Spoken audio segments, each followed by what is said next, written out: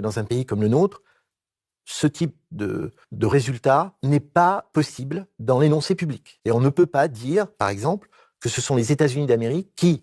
au regard de l'histoire du XXe siècle et du début du XXIe, sont finalement la puissance qui nous a fait le plus mal en termes de puissance par rapport à nos intérêts économiques. Ça, c'est impossible à dire en France en 2023. Et pourtant, quand on a sondé les milieux de l'intelligence économique, c'est-à-dire cette petite parcelle de personnes qui sont dans les rapports de force, dans leur métier quotidien, qu'ils soient soit dans des cabinets de conseil, soit dans des groupes ou ailleurs, le résultat, c'est que c'est les États-Unis qui sont perçus comme, effectivement, la puissance qui nous a fait le plus de mal. Et dans les grandes déclarations politiques des présidents de la République, il y a deux hommes, Charles de Gaulle et François Mitterrand,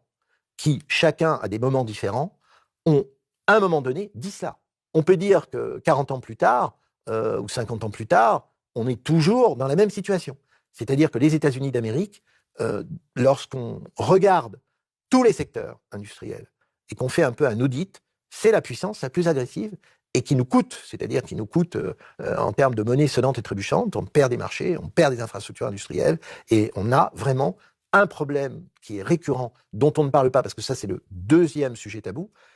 et qu'avait bien relevé Georges-Henri Soutou, c'est que nous sommes sous dépendance des États-Unis d'Amérique depuis la fin de la Seconde Guerre mondiale.